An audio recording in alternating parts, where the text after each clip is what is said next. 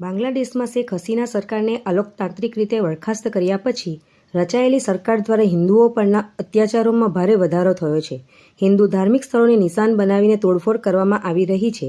હિંસા અને હત્યાની ઘટનાઓમાં વધારો થયો છે અને ધર્મ પરિવર્તન જેવા ગંભીર અપરાધો થઈ રહ્યા છે. આ પરિસ્થિતિ ખૂબ જ ચિંતાજનક અને આંતરરાષ્ટ્રીય સમાજ માટે પણ શરમજનક છે.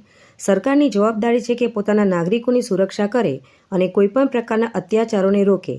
આ અત્યાચારના વિરુદ્ધમાં ઇસ્કોનના સંત શ્રી ચિન્મય કૃષ્ણદાસજીના નેતૃત્વમાં શાંતિપૂર્ણ વિરોધ કરતા હિન્દુઓ પર પણ અત્યાચાર કરી શ્રી ચિન્મય કૃષ્ણદાસજીને ખોટી રીતે જેલમાં ધકેલી દીધા છે.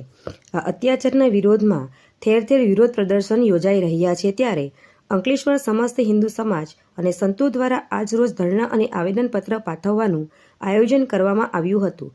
અંકલેશ્વરની પ્રતિન ચોકડી પાસે સમસ્ત હિન્દુ સમાજ અને સંતો દ્વારા રામધૂન સાથે ધરણા યોજ્યા હતા. બાદ સૂત્રોચ્ચાર સાથે રેલી યોજાઈ હતી.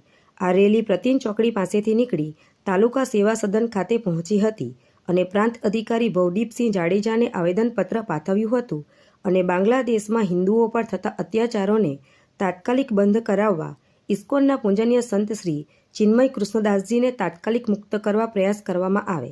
હિન્દુ ધાર્મિક સ્થળોની સુરક્ષા વધારવી, હિન્દુઓ પર થતા અત્યાચારનો મુદ્દો આંતરરાષ્ટ્રીય સ્તરે રજૂ કરવો, જ્યાં સુધી હિન્દુ પર થતી હિંસા બંધ ન થાય ત્યાં સુધી બાંગ્લાદેશ પર આર્થિક અને વ્યાપારિક નિયંત્રણો લાદવા અંગેની માંગણીઓને गंभीरताથી લઈને ભારત સરકારને રજૂઆત કરવા જણાવ્યું હતું. देशवासियों को और सनातन प्रेमियों को सबसे पहले मेरा जय श्री राम।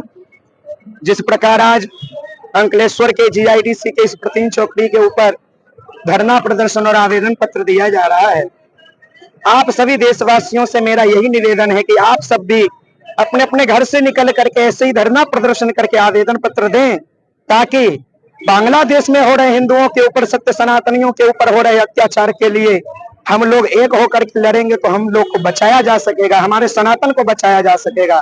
वरना जिस प्रकार आज बांग्लादेश में हर एक हिंदू बाहर निकलने से भी कतरा रहा है, बच्चा बच्चा बेचारा एकदम डर के मारे कमरे से निकलना बंद कर दिया है। जो शर्मा जी की हालत हुई, जिनको घिसेट घिसेट करके मार दिया गया, वो हालत हमारे ना हो, हमारे बहन बेटियों के साथ ना हो। इसीलिए केवल घर में एसी में बैठ करके, टीवी के सामने बैठ करके मूवी देखने से काम नहीं चलेगा। उसके लिए आप लोग को बाहर निकल करके एकजुट होकर के काम करना पड़ेगा। अपने सनातन धर्म को बचाने के लिए एक होइए। जातिवादियों में मत बटिए कि वो पटेल है, मैं क्षत्रिय हूं, मैं ब्राह्मण हूं। अरे अब तो समय आ गया है जब सारे संत समाज, सारे वक्ता एक हो रहे हैं, तो आप लोग क्यों पीछे हट रहे हैं? इसीलिए आप लोग भी बाहर निकलिए, एक होइए, धरना प्रदर्शन करके अपने धर्म को बचाइए। वरना अगर आज आपने अपने धर्म के लिए नहीं लड़ाई करी तो आने वाले समय में भारत देश भी एक वो दिन होगा जो बांग्लादेश बनने में ज्यादा समय नहीं लगेगा। अरे केवल मोदी जी और योगी जी के भरोसे नहीं बैठना है, वो तो काम कर ही रहे हैं, लेकिन केवल दो व्यक्ति ये काम नहीं संभाल सकते। इसीलिए आप लोग भी आइए और अपने धर्म को बचाने के लिए, जिस प्रकार हमारे हनुमान जी ने राम रक्षा के लिए अपने राम राज्य का झंडा लंका में डाला है, वैसे ही भारत को बचाने के लिए अपने इस धर्म की झंडा को पूरे विश्व में गाड़िए और अपने धर्म को बचाइए। इसी के साथ सभी को जय श्री राम, वंदे मातरम। धर्म की जय। છેલ્લા 5 મહિનાથી વધુ સમયથી આપણા બધાને જ્ઞાત છે એ પ્રમાણે બાંગ્લાદેશમાં નવી સત્તા પરિવર્તન થયા બાદ ત્યાંના લઘુમતી એટલે કે હિન્દુ સમાજ પર 200 થી વધારે હુમલા થયા છે। એમાં ઘરો, મઠ, મંદિરો તેમજ સાધુ સંતોને પણ પ્રતિપાદિત કરવામાં આવ્યા છે। અનેક મહિલાઓનો સીલ ભંગ થયા છે। આ એક ખૂબ દુઃખદ ઘટના છે જે અવિરત ચાલી રહી છે।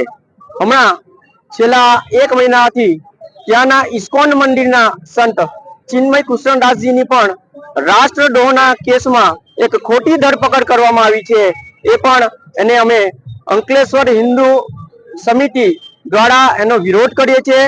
સાથે સાથે વર્તમાન ભારત સરકારને પણ અમે એક આવેદન પત્ર આપવા જઈ રહ્યા છે। એ સંદર્ભમાં જણાવીએ છીએ કે બાંગ્લાદેશ સરકાર જે પણ ભાષામાં સમજે એ ભાષામાં એમને સમજાવીને આજે હિન્દુઓ પર અત્યાચાર થઈ રહેલા છે, ત્યાં મઠ મંદિર તોડવામાં આવે છે, સાધુ સંતોને પણ ત્યાં જેલમાં પૂરવામાં આવે છે, એ તાત્કાલિક ધોરણે બંધ થાય, ફરી ત્યાં બંધુત્વની ભાવના સાથે જનજીવન સામાન્ય બને, ત્યાં ઇસ્કોન મંદિરમાં ફરી હરે રામા હરે કૃષ્ણની ધૂન ગુંજી ઉઠે, એ પ્રકારનું અમે સૌ માંગણી છે।